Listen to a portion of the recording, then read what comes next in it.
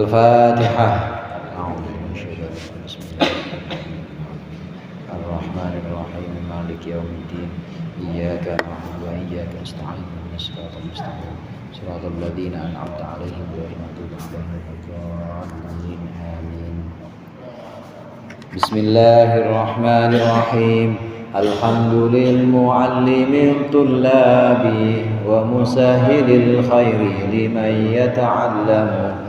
Thumma as-salatu wassalamu 'alan nabi wa alihi wa sahbihi jayu'zamu. Ya Rabbana kaffir 'anna dhunubana wa walidina wa liman huwa muslimu.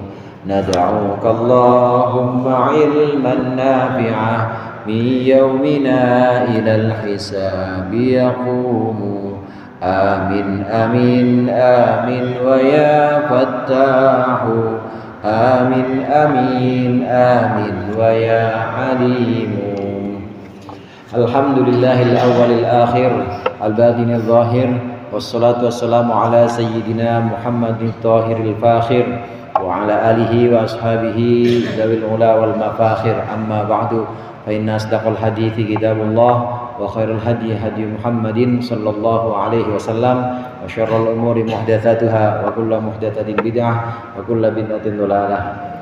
Para asatidz, para hujjaj, bapak-bapak, hadirin sekalian jamaah Masjid Al-Abrar yang dirahmati oleh Allah. Alhamdulillah pada malam hari ini kita berkumpul melanjutkan pengajian rutin kita, ngaji kitab tafsir Jalalain. Mudah-mudahan hadirnya kita di sini mendapat ridha Allah yang akan kita pelajari menjadi ilmu yang bermanfaat dunia akhirat. Amin ya rabbal alamin. Melanjutkan pembahasan surah Shad ayat 41 setelah menceritakan tentang kisah Nabi Sulaiman bin Dawud. Nabi Sulaiman putra dari Nabi Dawud alaihi wassalam. Berikut ini Allah menyebutkan kisah tentang Nabi Ayyub alaihissalam. Cerita-cerita atau kisah-kisah seringkali disisipkan dalam Al-Quran, antara lain untuk menghilangkan kebosanan. Jadi bukan hanya hukum-hukum saja, bukan hanya tentang kewajiban puasa misalnya atau kewajiban sholat, bukan hanya tentang hukum yang dikenal dengan hukum waris, tapi ada kalanya Allah menyisipkan kisah-kisah umat terdahulu, kisah-kisah para nabi ini untuk menghilangkan kebosanan. Karena kalau nggak ada kisah isinya hukum aja, itu jadinya kayak KUHP. Tahu KUHP Pak?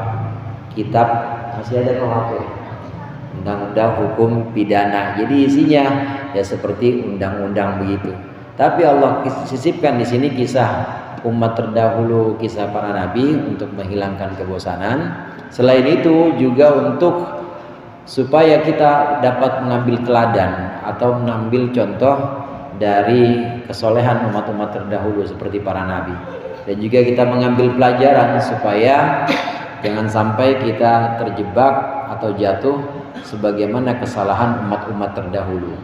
Nah, berikut ini adalah kisah Nabi Ayyub alaihissalam yang ada pada surat Shad ayat 41. Qala Allah Ta'ala wa huwa asdaqul qailin. Wadhkur 'abdana Ayyub wadhkur 'abdana Ayyub idh nada rabbahu anni massaniyash syaitanu binusbin wa 'adab. Urqud birijrika hadha mubtasalun baridun wa syarab. Wadhkur, dan sebutkanlah olehmu wahai Muhammad, sebutkan dan ingatlah abdana Ayyub, akan hamba kami yaitu Ayyub alaihissalam, Nabi Ayyub.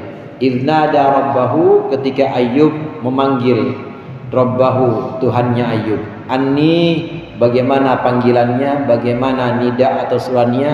Anni ay bi anni massaniya syaitanu, sesungguhnya aku, massani, telah mengenaiku, telah menyentuhku, asyaitanu syaitan, menyentuh binusbin ay bidurrin, dengan satu bahaya, wa adabin, dan satu siksa. Alamin maksudnya penyakit.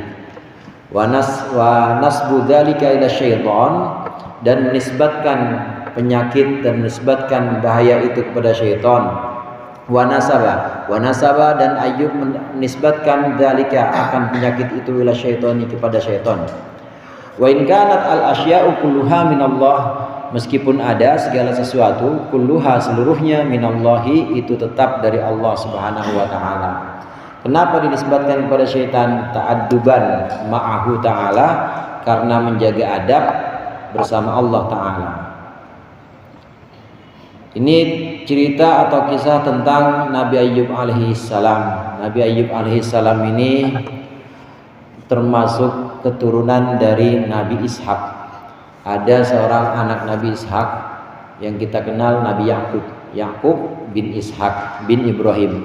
Nah, satu lagi ada putra Nabi Ishak namanya Ais. Putra Nabi Ishak namanya Ais. Nah, Ais ini bin Ishak. Dari sinilah, dari jalur inilah Nabi Ayub alaihissalam Allah utus, yaitu putra dari Is bin Ishak. Nabi Ayub alaihissalam ini Allah uji, Allah berikan bala atau cobaan. Sebagaimana kita tahu hadirin, orang yang paling berat bala atau ujian cobaannya itu adalah para nabi. Jadi kalau kita belum apa-apanya, kita paling ya dirundung penyakit biasa aja. Kadang juga penyakit banyak temennya, satu kampung sakit semuanya kayak COVID kemarin. Atau penyakit ya paling puyeng-puyeng masuk angin dikit, biasa aja ujian yang seperti itu. Tapi para nabi Allah berikan ujian paling berat. Asyaddun nasi balaan al-anbiya tsummal awliya. Manusia yang paling berat ujian dan cobaannya itu adalah para nabi yang pertama, kemudian para wali. Jadi kalau mau jadi wali, kalau nabi udah nggak ada Pak, udah habis formulirnya. Kalau mau jadi wali itu harus demen diberikan ujian atau cobaan. Ada beberapa golongan orang. Ada golongan orang yang sabar, hanya sekedar sabar saja. Ketika Allah menimpakan kepada dia musibah, dia nggak ngeluh. Ini udah cakep nih. Dia nggak ngeluh, nggak berundel, nggak ngedumel. Pokoknya musibah yang menimpanya itu dia yakin dari Allah, maka dia minta yang ngangkat ya Allah. Mintanya hanya kepada Allah. Ini orang sabar biasa aja. Orang sabar, tapi ini udah cakep. Namanya sabir. Yang kedua ada zahid. Zahid itu orang yang ketika dia Allah takdirkan mendapat musibah, Allah timpakan musibah kepada dia, ini dia ridho dengan musibah itu. Beda sama orang sabar. Kalau orang sabar masih doa, orang sabar masih minta, ya Allah angkatlah penyakit ini, ya Allah hilangkan musibah atau hilangkan kesulitan ini dari aku dan keluargaku. Orang sabar masih doa, tapi dia nggak ngeluh. Kalau ngeluh udah nggak sabar. Kalau ngeluh ngomong sama tetangga, ngomong sama temennya, ini bang susah banget sekarang mah, dagang nggak ada yang ini, nggak ada yang beres, semuanya boncos, pokoknya proyek. Ngeluh namanya nggak sabar. Tapi kalau tidak mengeluh, cuma minta kepada Allah dan minta diangkat, masih sabar. Tingkat yang lebih tinggi, golongan yang lebih tinggi, ini bukan hanya tidak mengeluh, tapi tidak minta kepada Allah. Allah tetapkan kepada dia musibah, bala, maka dia ridho dengan musibah itu. Dalam pikirannya hasrat untuk pindah dari musibah atau hasrat untuk terbebas dari cobaan aja nggak ada. Jadi dia seneng aja, ridho hatinya dengan ketetapan yang sudah Allah takdirkan kepada dia. Ini sabarnya orang zahid. Sabaran yang lebih tinggi berubah menjadi ridho. Ridho itu sururul qalbi bil qada. Sururul qalbi, senangnya hati dengan ketetapan Allah. Andai Allah tetapkan kepada dia sakit, musibah, kesulitan, maka dia masih senyum aja. Minta pindah enggak? Minta doa, minta kepada Allah doa supaya diangkat penyakitnya, diangkat kesulitannya, enggak orang ini. Ini udah makomnya makom ridho, golongannya golongan zahid, orang-orang yang ridho kepada bala, ridho kepada ujian dan cobaan. Satu lagi ada siddiqin, saudara. Siddiqin ini orang yang paling tinggi tingkat kesabarannya. Kadang kalau dia tidak diberikan ujian, tidak diberikan kesulitan oleh Allah, maka dia justru nyari-nyari. Karena dia lebih suka, lebih senang diuji oleh Allah. Ini orang siddiqin.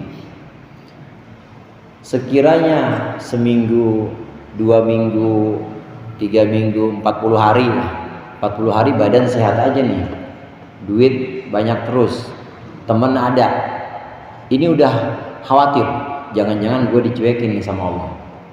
Karena Firaun begitu Pak.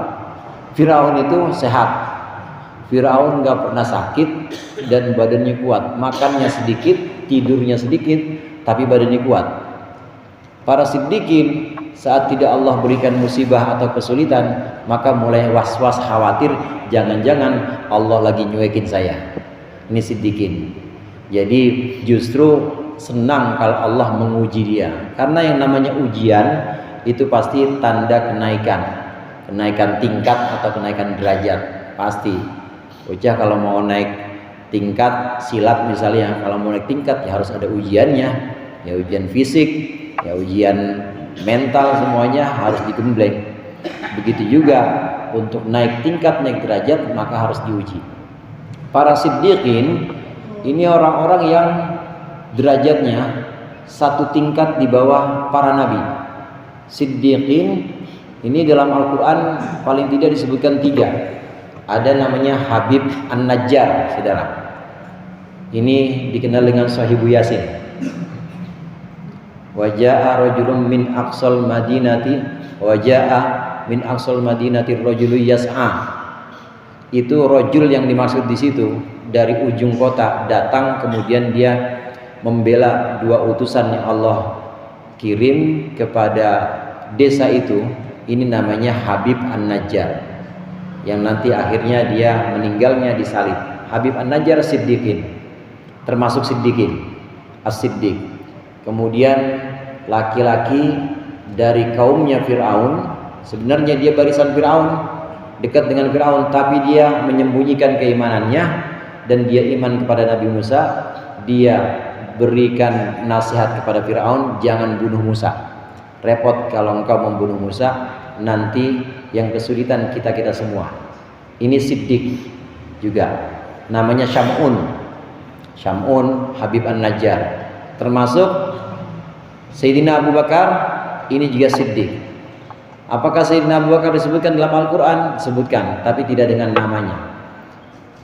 Idh huma fil ghar idh qala li sahibihi ansib, idh qala li sahibihi la tahzan innallaha ma'ana. Ingatlah ketika 2 orang itu ada di gua, namanya gua apa? Gua Thur.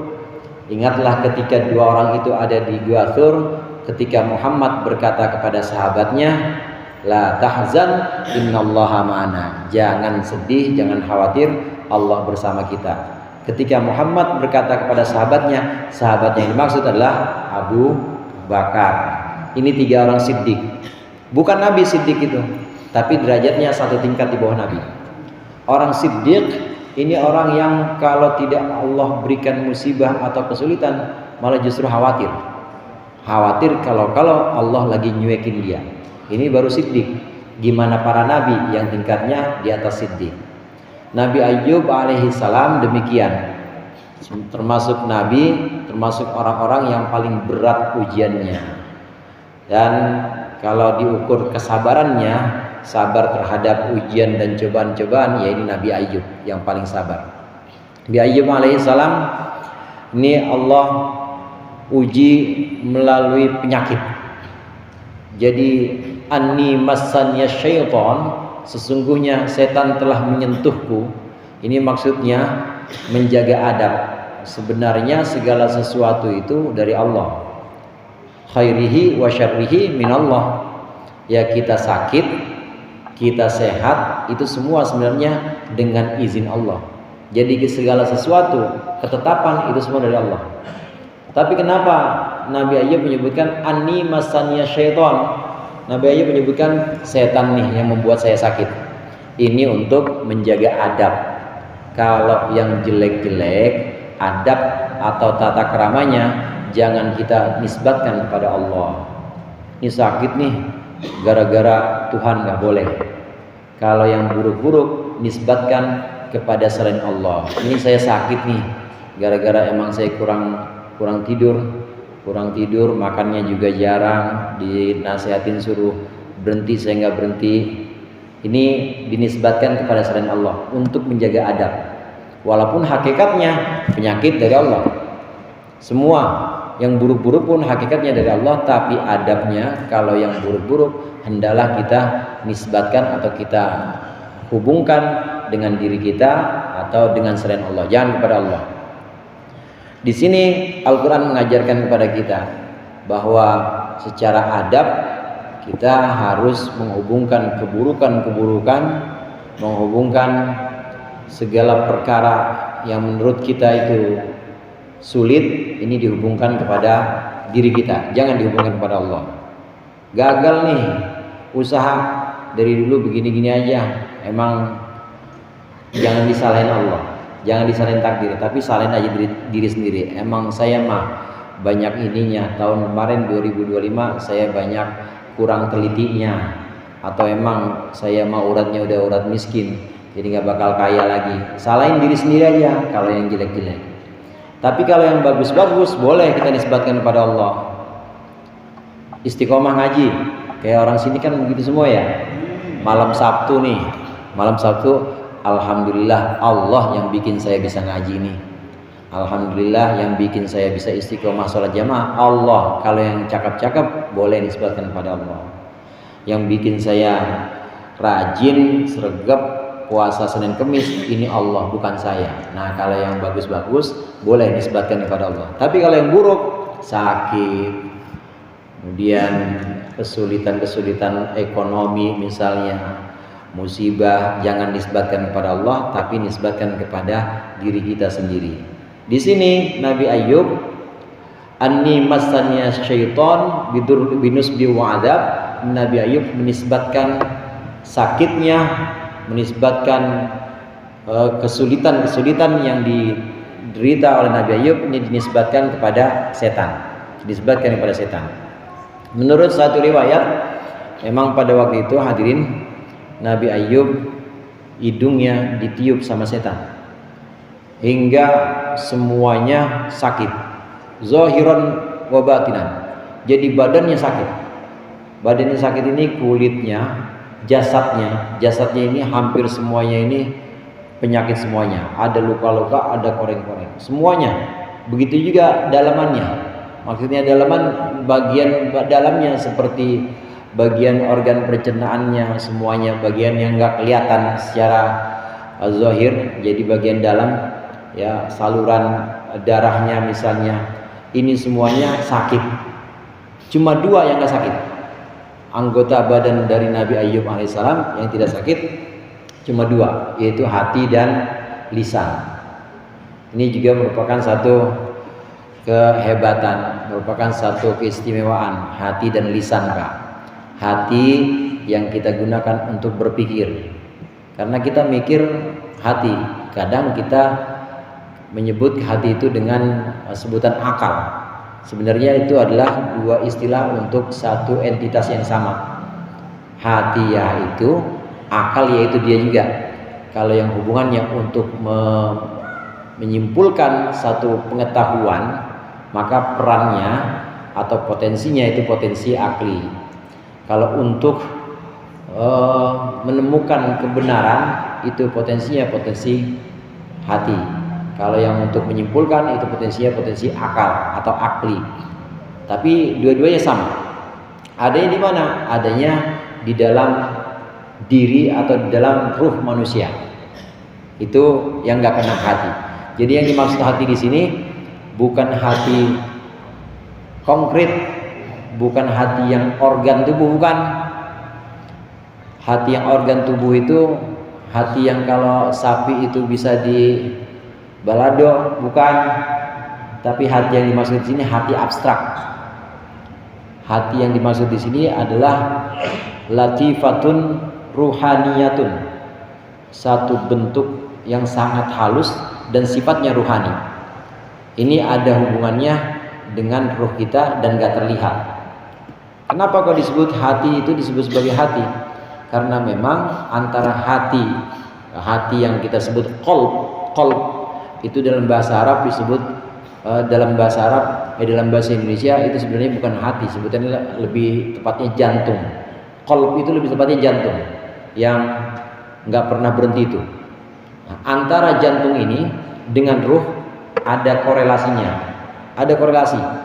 Jadi kalau jantung berhenti maka ruh pisah dari jasad, ada korelasinya. Jadi indikasi atau tanda bahwa ruh itu masih ada di badan kalau jantung itu masih berdetak. Nah begitu enggak maka udah hilang. Tapi yang dimaksud bukan hati itu, bukan hati yang berdegup atau jantung itu bukan, tapi hati abstrak di mana memahami di situ tempatnya, menentukan mana yang baik dan buruk di situ tempatnya. Yang tidak kena, yang tidak tertimpa penyakit gara-gara setan meniupkan kepada Nabi Ayub, ini adalah hatinya Nabi Ayub dan lisan Pak. Lisan juga demikian, ini keistimewaan. Lisan yang kita pakai buat berzikir, kita pakai buat baca inni wajjahtu wajhiya lilladzi fataras samawati, kita pakai buat bismillahirrahmanirrahim alhamdulillahirabbil alamin. Itu kan kerjaan kita semua ya. Daripada hafal ya. Makanya sholatnya cepet-cepet. Orang sholat dari kecil udah hafal semuanya, mulai dari takbiratul ihram sampai salam itu semuanya zikir. Lisan, maka lisan dibarengin dengan hati.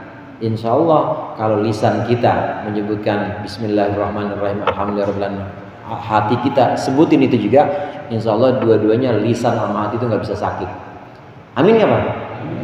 Amin aja kudu diajarin. Jadi kudu sinkron waktu kita bismillahirrahmanirrahim, hati kita bismillahirrahmanirrahim, alhamdulillahirabbil alamin, hati kita juga alhamdulillahirabbil alamin, bareng sinkron. Ar-Rahmanir-Rahim. Dua ini hatinya Nabi Ayub juga lisannya, lidahnya Nabi Ayub yang senantiasa berzikir, senantiasa menyebutkan asma Allah. Ini nggak bisa disentuh sama setan, nggak bisa kena penyakit yang ditiupkan oleh setan ini. Memang setan penyebabnya, penyebab Nabi Ayub ini kena penyakit. Dua ini yang nggak bisa kena. Hadirin sekalian, dan diantara keistimewaan hati dan lisan ini, kalau kita pakai buat zikir Allah Allah Allah, kalau hati ya dipakai buat ngaji, maksudnya buat berpikir, buat pemahaman-pemahaman yang sifatnya itu ilmu. Lisan juga dipakai buat ngulang-ngulang. Di antara keistimewaannya, kalau dua ini kita pakai, hati dan lisan kita pakai untuk itu terus, insya Allah yang namanya kejahatan min syarril waswasil khannas, insyaallah yang namanya kejahatan orang-orang yang ingin berbuat jahat itu nggak bakal bisa masuk, insyaallah. Dan saya punya satu teman, dia mengatakan, kan ada orang yang suka terawang ya Ustaz gitu ya, terawang nih Ustaz itu lagi pakai, saya tahu nih lagi pakai sorban merah, bener nggak? Lagi terawang. Saya tahu nih duitnya di kantong ada berapa tuh kan di terawang. Itu orang yang lagi zikir nggak bakal bisa diterawang. Itu hati dan lisan. Di antara kehebatannya hati dan lisan. Demikian juga setan nggak bisa menyentuh ini, hati dan lisan. Setan tidak bisa menyentuh hati dan lisannya Nabi Ayub alaihissalam. Hadirin sekalian, setelah ditiupkan oleh Nabi Ayub, oleh setan pada Nabi Ayub melalui hidungnya, semuanya sakit. Semuanya, badannya yang zohir jasmani ini sakit, begitu juga batinnya yaitu jiwa atau nyawanya yang dalam-dalam juga, ini semuanya maksud saya dalam yang bagian batinnya yaitu organ-organ dalamnya semuanya kena penyakit. Dan di situ ujiannya tidak berhenti, tapi orang-orang juga jauh dari Nabi Ayub. Ya gimana nggak jauh? Satu riwayat menyebutkan bahwa luka-luka dan borok yang ada pada Nabi Ayub alaihissalam ini membuat orang ini jauh dari Nabi Ayub. Jadi semuanya nggak ada yang mau dekat sama Nabi Ayub. Tapi ada satu yang terus dekat, istrinya. Istrinya tetap setia nemenin Nabi Ayub. Nama istrinya Rahmah binti Afratim, namanya Rahmah. Tetap setia nemenin Nabi Ayub alaihissalam. Orang-orang udah pada jauh, udah semuanya meninggalkan Nabi Ayub, ya karena Nabi Ayub punya penyakit itu. Bagaimana dengan anak-anaknya? Anak Nabi Ayub ada 6, 3 laki-laki, 3 perempuan. Ini juga oleh setan ditiupkan penyakit, mati juga 6-6-nya. Ini ujian demi ujian, cobaan demi cobaan. Ini Allah tetapkan kepada Nabi Ayub alaihissalam. Penyebabnya setan. Maka ya Nabi Ayub bilang ini semua gara-gara setan. Walaupun secara hakikat itu semua sesuai dengan izin Allah.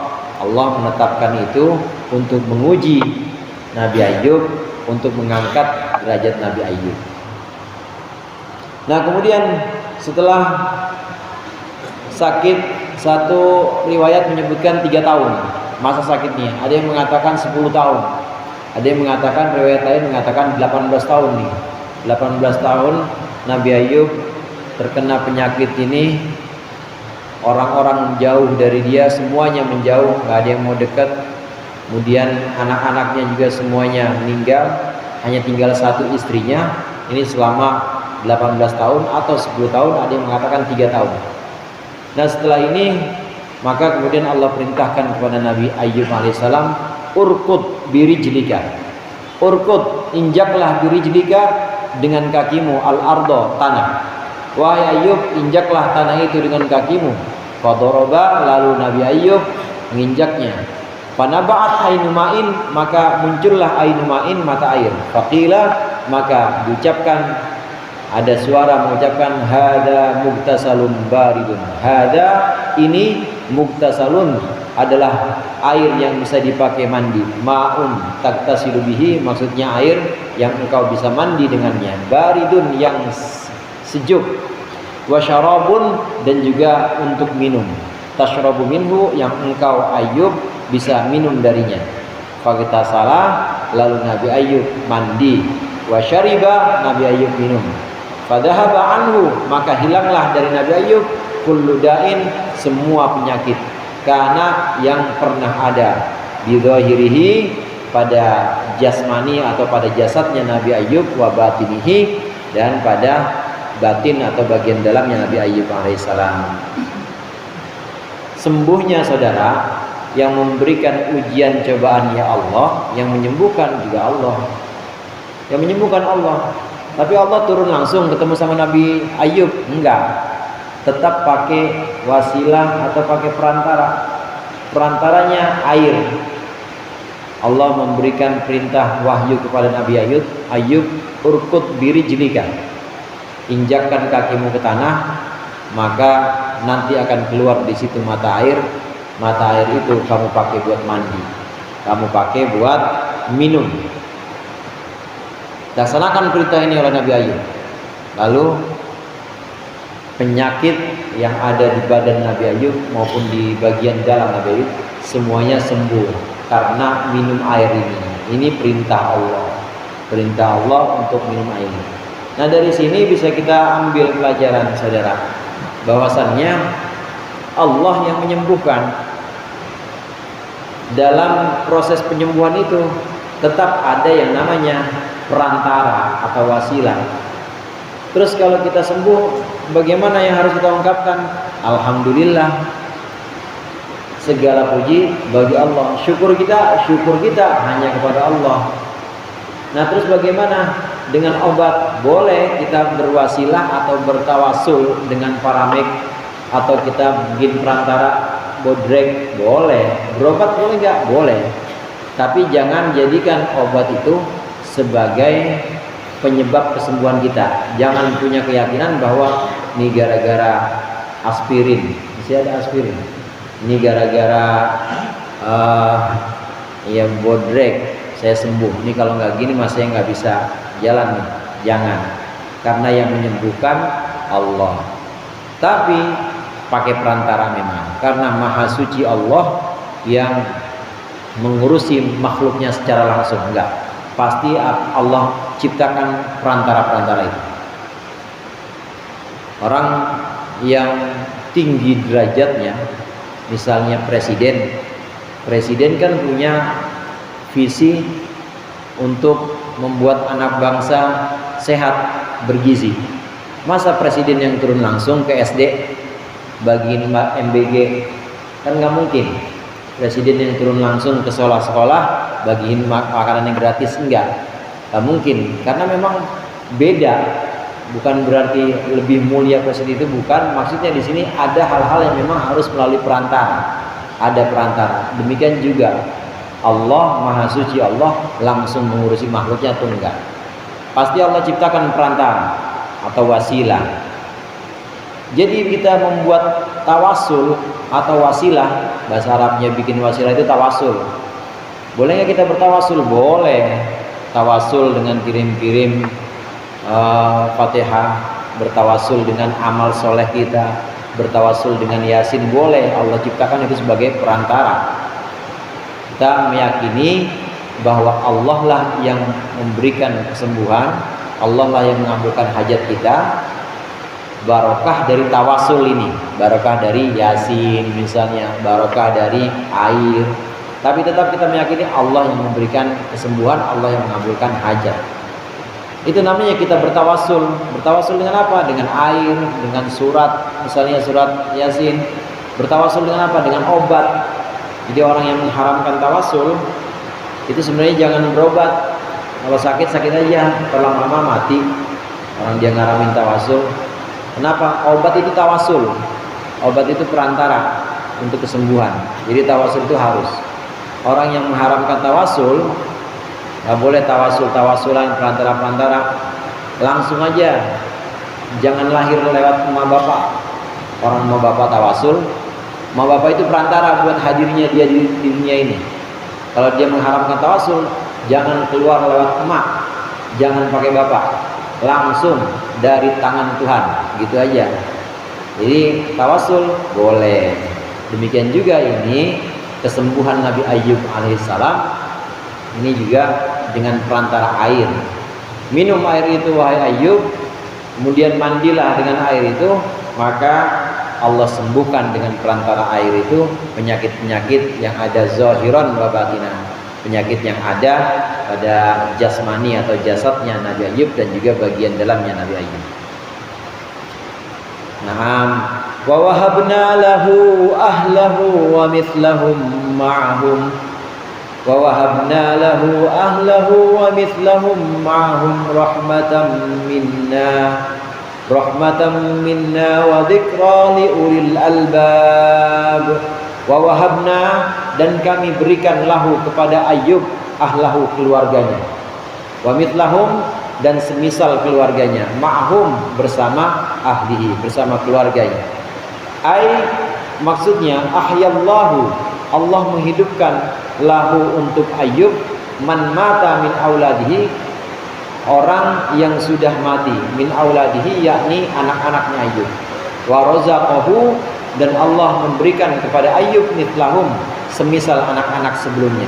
Rahmatan sebagai rahmat, nikmatan maksudnya sebagai nikmat, minna dari kami kata Allah, wa dzikra ai idatan sebagai pelajaran, sebagai idah atau nasihat, di ulil albab untuk orang-orang yang memiliki akal, ai li ashabil uqul untuk orang-orang yang memiliki akal. Setelah Allah berikan kesembuhan, Allah tambahkan lagi nikmat untuk Nabi Ayyub alaihissalam. Sembuh semua penyakitnya. Kemudian Allah tambahkan lagi nikmatnya, anak-anaknya yang dulu mati Allah hidupkan kembali. Ini sesuai dengan yang dipegang, pendapat yang dipegang oleh Imam Jalalain. Allah menghidupkan kembali anak-anak Nabi Ayyub yang 6. Yang tadi saya sebutkan 6 orang, 3 laki-laki 3 perempuan sudah meninggal, tapi Allah hidupkan lagi, sehat lagi. Kemudian ditambah mitlahu, jadi Allah tambahkan lagi anak lagi 6 lagi, jadi anaknya bertambah sebagai nikmat. Demikian juga istrinya, ini kemudian Allah berikan lebih muda, maksudnya awet muda dan kemudaannya itu tahan lama. Karena dia bisa ini lagi, bisa punya anak lagi tadi. Jadi Allah berikan istrinya itu tahan, atau istrinya itu kemudaannya itu terawat dan juga bisa menurunkan keturunan lagi. Allah berikan sebagai nikmat. Hadirin sekalian, ujian, cobaan yang Allah berikan kepada hamba itu ada kalanya untuk menghapus dosa. Namun untuk para nabi Allah berikan ujian, cobaan bukan buat menghapus dosa, karena para nabi nggak punya dosa. Jadi untuk apa? Untuk mengangkat derajat atau mengangkat martabat rutbahnya. Yang tadi derajatnya, taruhlah misalnya tadi ada di level sebelumnya sekian, kemudian melalui ujian ini naik lagi. Dengan ujian ini ada kenaikan derajat. Nah, dengan kenaikan derajat ini tentunya ada juga penambahan nikmat pasti. Maka Allah berikan tambahan nikmat, Allah berikan anaknya, Allah hidupkan kembali, ditambah lagi Allah berikan juga keturunan tambahan lagi setelah yang 6 itu. Ini sebagai rahmat atau nikmat tambahan. Kalau kita mau Allah tambah nikmat kita terus, maka syukuri nikmat itu. Harus bersyukur. Karena kalau kita kufur, kita ngilangin, dikasih nikmat sama Allah, nggak pernah bersyukur, dikasih badan, nggak pernah dipakai buat hal-hal yang Allah ridho, dipakainya malah buat maksiat. Tunggu aja, pasti sebentar lagi Allah cabut tuh nikmat. Tapi kalau kita pakai badan ini untuk hal-hal yang Allah ridhoi, dipakai buat ngaji, dipakai buat sholat, dipakai buat umroh atau haji, tangan dipakai buat sedekah, insya Allah ditambahin sama Allah itu rizkinya. Amin. Allah tambahkan rizkinya, karena la in syakartum la azidannakum, pasti akan aku tambahkan kalau bersyukur. Kalau nggak bersyukur, inna adzabi lasyadid. Kalau nggak bersyukur, nanti siksaku kata Allah sangat pedih. Allah cabut nikmatnya. Para nabi melalui ujian dan cobaan ini kemudian lulus, Allah tambahkan nikmatnya. Ini rahmatan minna. Nah, selain itu juga untuk nasihat bagi kita, ashabil uqul atau ulil albab, orang-orang yang punya akal. Lubbun jamaknya albab, itu artinya sama dengan aklub, uqul. Jadi ulil albab itu artinya ashabil uqul, orang yang punya akal. Siapa itu orang yang punya akal? Orang yang bisa berpikir, yang bisa merenungkan dan mengambil pelajaran-pelajaran dari kisah-kisah atau dari cerita-cerita, bahkan dari segala hal. Seperti kisah ini tadi, seperti pelajaran bagaimana Allah mengabulkan doa Nabi Ayub, kesembuhannya dengan tawasul atau dengan perantara air. Maka di sini kita bisa mengambil pelajaran. Namanya kita ashabil uqul, sebagai orang yang punya akal dan bisa mengambil pelajaran dari kisah-kisah itu. Bahwasannya tawasul atau perantara yang berupa manusia, maka kita perlu berterima kasih kepada perantara itu. Kita lahir di sini enggak ujuk-ujuk diciptakan kayak Nabi Adam dengan tangan Allah, enggak. Tapi kita lahir melalui perantara emak sama bapak. Maka emak sama bapak sebagai perantara atau wasilah ini wajib dihargai dan wajib dihormati. Kita harus berterima kasih kepada perantara ini, perantara yang menghadirkan kita di dunia, yaitu orang tua. Allah ngasih ilmu, memberikan pemahaman, ini juga enggak langsung dari malaikat Jibril datang ke kita memberikan pemahaman tentang surat Shad, enggak. Tapi Allah ciptakan perantara, Allah buat perantara. Perantaranya siapa? Perantaranya guru. Nah, pihak-pihak yang menjadi perantara kalau manusia, maka hendaklah kita berterima kasih kepada manusia ini. Karena malam yashkurin nas lam yashkurillah. Orang yang enggak berterima kasih kepada manusia, orang yang nggak pandai berterima kasih kepada pihak-pihak yang sudah berjasa pada dia, maka dia sama aja tidak bersyukur kepada Allah. Dan bersyukur kepada guru, sebenarnya jangan kepada guru juga, tapi kepada siapa? Kepada gurunya guru. Karena guru itu nggak pernah merasa bahwa dia ngajarin, dia mah perantara aja. Gurunya guru gimana? Gurunya guru juga nggak pernah merasa bahwa dia ngajarin, dia cuma perantara. Gurunya guru-guru terus nyambung sampai sahabat, nggak pernah merasa bahwa dia itu ngajarin, tapi dia cuma sebagai perantara untuk menyampaikan ilmu Allah. Jadi perantara yang paling agung, perantara yang paling hak dan paling utama itu adalah Rasulullah Sallallahu Alaihi Wasallam.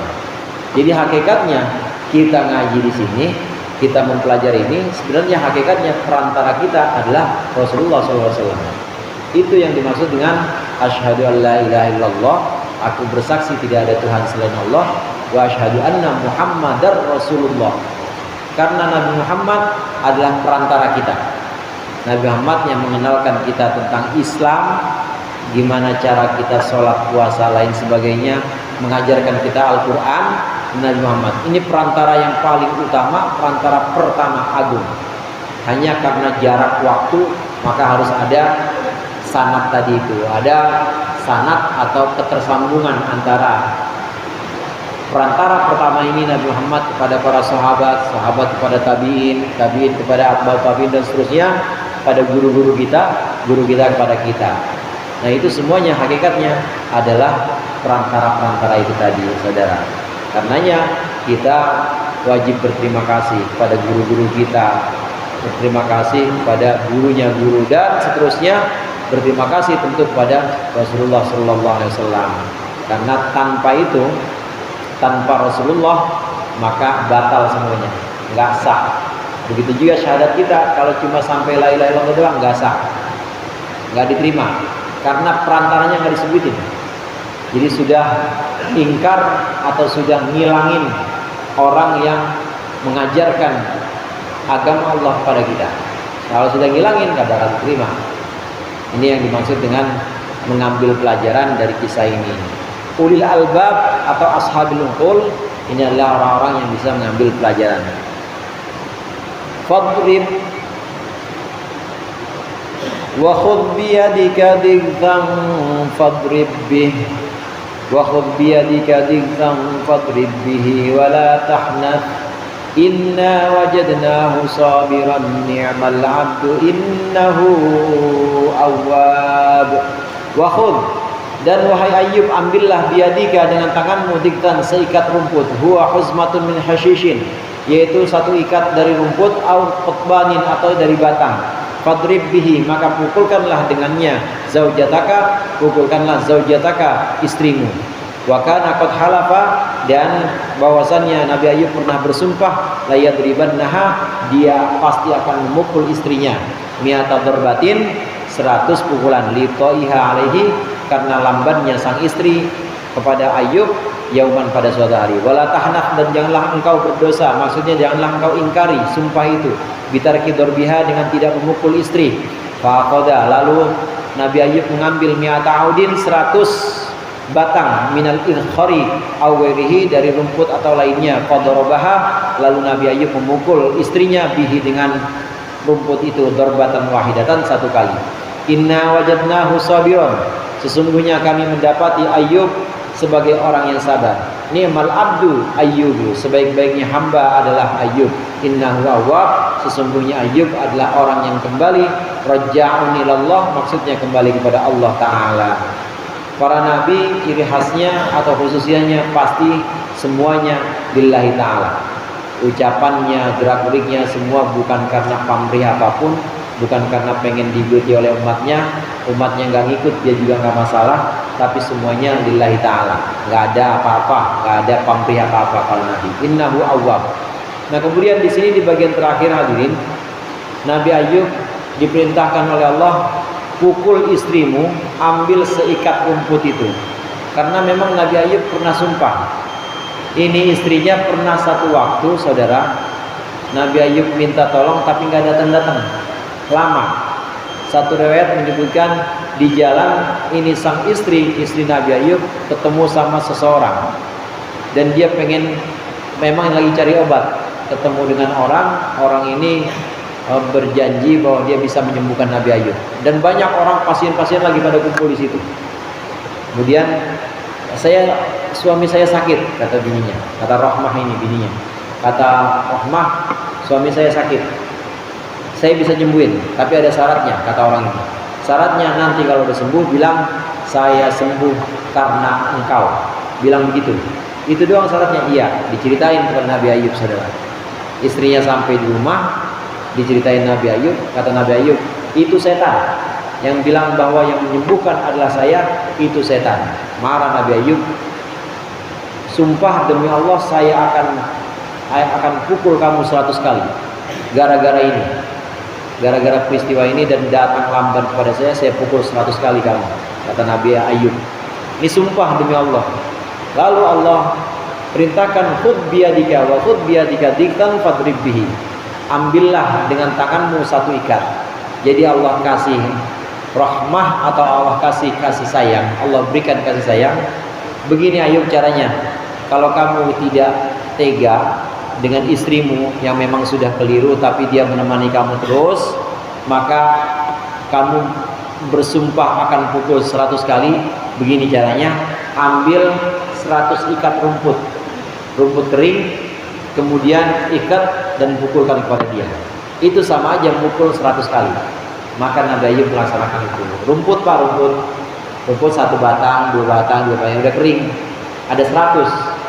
Kata Allah, khudh biyadika diktan fadrib bihi wala tahnaf.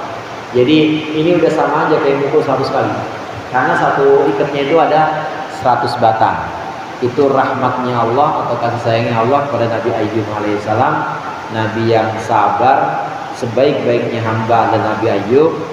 Karena kebaikannya ini Allah sayang kepadanya, sehingga Nabi Ayub tidak ingkar pada sumpahnya bahwa dia akan memukul istrinya 100 kali, tapi Allah berikan solusi, Allah berikan jalan, boleh pukul, tapi pukulnya dengan satu ikatan ini isinya 100 batang. Wadhkur ibadana Ibrahim wa Ishaq wa Yaqub ulil aidi wal absar, wallahu a'lam bishawab. Mudah-mudahan bermanfaat, lebih kurangnya mohon maaf. Wallahul muwaffiq ila aqwamit thoriq. Wassalamualaikum warahmatullahi wabarakatuh.